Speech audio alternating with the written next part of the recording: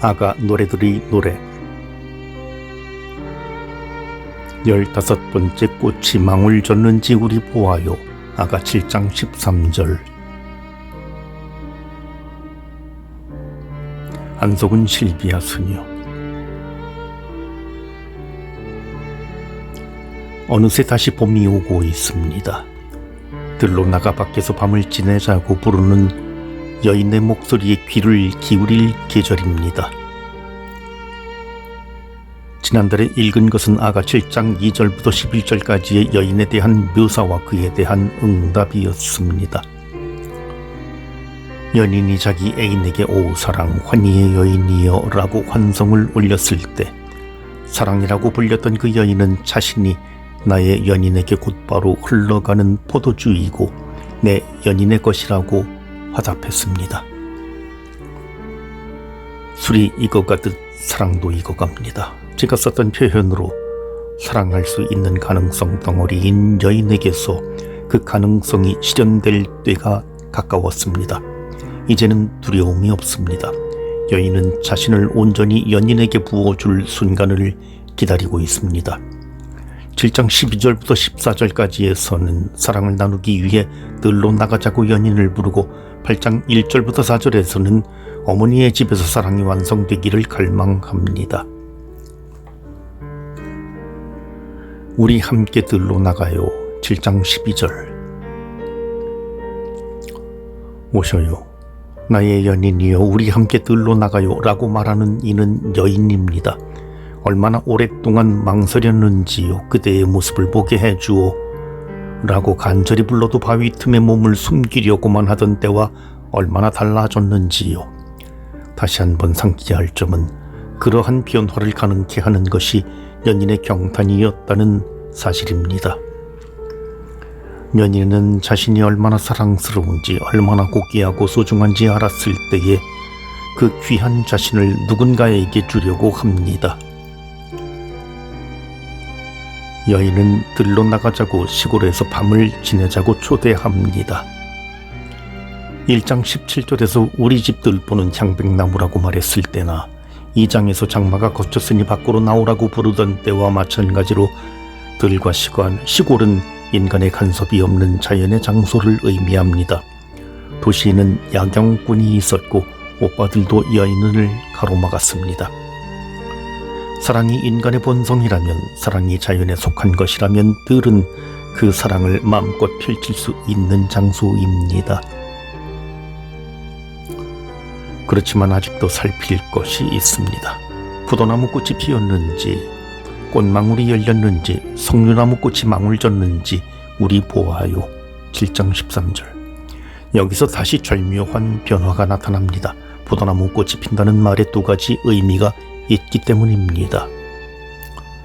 1장에서는 오빠들이 포도밭을 지키라고 시키고 여동생은 내 포도밭은 지키지도 못하였다고 말합니다.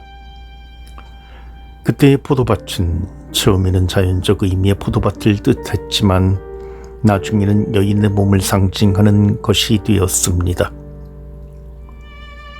7장에서도 마찬가지입니다. 여인은 지금 들판으로 나가자고 말하면서 포도나무 꽃을 이야기하지만 그 꽃은 포도밭에 피는 꽃이면서 여인의 몸에 피는 꽃입니다. 사랑이 자연의 일부라면 자연의 봄이 돌아오는 것은 여인에게도 사랑의 때가 오는 것과 겹치기 때문입니다. 그래서 포도나무 꽃이 피고 꽃망울이 열린다는 것은 여인이 사랑을 할 준비가 되었다는 것을 말합니다. 우선 신체적 의미에서 이해할 수 있습니다. 여성으로서 성숙해지는 것을 의미하지요. 전통적으로 사랑을 나타내고 여성을 나타내는 비유인 포도나무와 함께 석류도 같은 의미를 전달합니다. 광고 문구에서 미인은 석류를 좋아한다고 했던가요? 사실이 그런지는 모르겠지만 석류가 여성을 상징하는 것은 맞습니다. 그래서 8장 2절에 가서도 여인은 당신에게 나의 석류주를 대접하련만이라고 말할 것입니다. 나의 사랑을 당신에게 주겠다는 뜻이지요. 나는 포도주랍니다는 말과 같은 의미입니다. 한 가지 더 생각해 보고 싶습니다. 포도나무 꽃이 핀다는 것이 신체의 성숙만을 가리킬까요? 몸만 자라면 사랑을 줄 수 있을까요? 아닙니다. 어쩌면 더 중요한 것이 인격의 성숙입니다. 여기서 눈에 띄는 표현이 있습니다. 우리 보아요입니다. 겉으로 다른 사람이 혼자서 보고 판단할 수 있지 않기에 둘이 같이 보아야 합니다. 여인이 스스로 사랑의 때가 되었는지 보아야 합니다. 자신을 내주겠다고 스스로 원하게 될 때에만 여인은 몸과 마음을 연인에게 줍니다. 사랑을 위해 들판으로 나가자고 하는 여인은 그 순간이 오기까지 자신 안에서 사랑을 성숙히 시켜왔습니다. 할 것도 있고 묵은 것도 있어요. 7장 14절. 아무 때나 아무에게나 줘버리지 않았기 때문입니다. 이 모두 내가 당신을 위하여서 간직해온 것이랍니다. 순결을 말합니다. 여인의 몸이 포도나무라면 지금까지 그 나무 열매를 따먹은 사람이 없는 것입니다. 그 온갖 과일을 여인은 때가 될 때까지 간직해 두었습니다. 썩혀버리기 위해서가 아니라 당신을 위하여 간직한 것입니다. 누군가에게 단 한 사람에게 온전히 주기 위해서입니다. 전적인 증여를 위해 보존된 사랑입니다. 거리에서 당신을 만날 때 8장 1절. 8장으로 넘어가면 배경이 바뀝니다. 들판에서 계속 살 수 없는 것이지요. 두 사람은 사회 안에서, 특히 가족 안에서 살아야 합니다.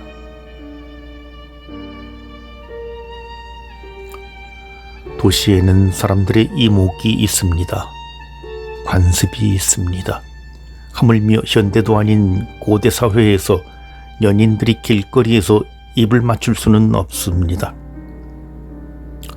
당신이 오라버니 같다면 8장 1절. 비현실적인 가정이지요. 남매같이 자연스럽게 사랑을 표현하기를 갈망합니다.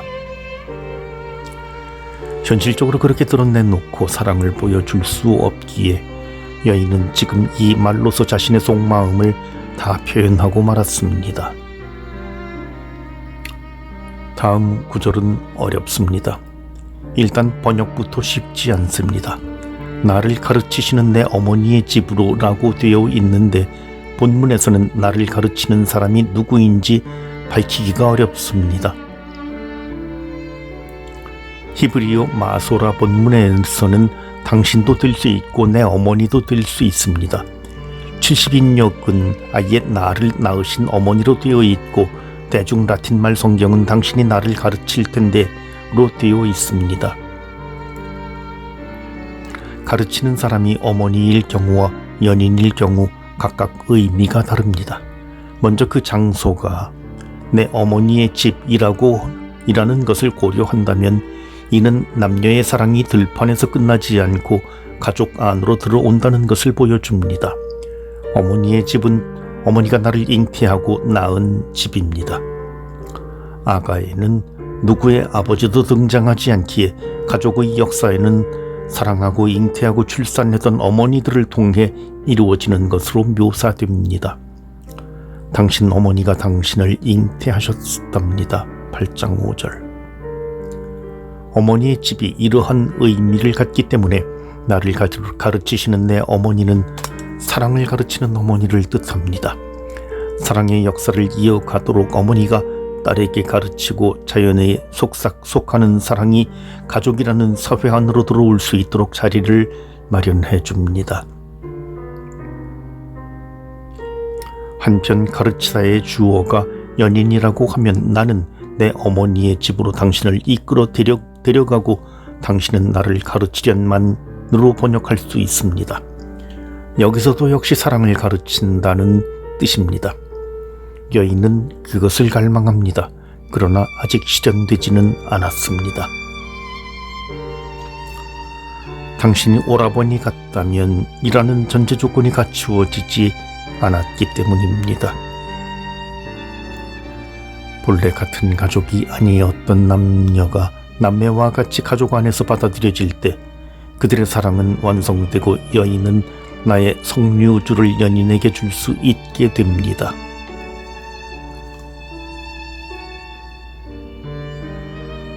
나의 성류주를 주는 것일까요? 나를 주는 것일까요? 사랑을 주는 것일까요? 저는 제 머리로 이 문제를 이해하지 못했습니다. 모호한 표현이 싫었습니다. 그런데 작게나마 경험해보니 이해가 되었습니다. 어떤 사람을 사랑하는 마음 때문에 뭔가를 줄 때 사물인 성류주를 주고 있다 해도 실제로 주는 것은愛고 사랑입니다. 그 성류주의 가치가 성류 몇 개의 값어치는 아닙니다. 성류주를 한 잔 가득 부어 연인에게 주는 여인은 이미 자신을 그에게 주고 있습니다. 사랑을 방해하지도 깨우지도 말아주오. 8장 4절. 자연스럽게, 가장 자연스럽게, 사랑은 계절이 바뀌듯 자연스럽게 생겨나고 자라나야 합니다. 그렇지 않다면 사랑이 아닙니다. 사랑은 사람이 만드는 것이 아니기 때문입니다.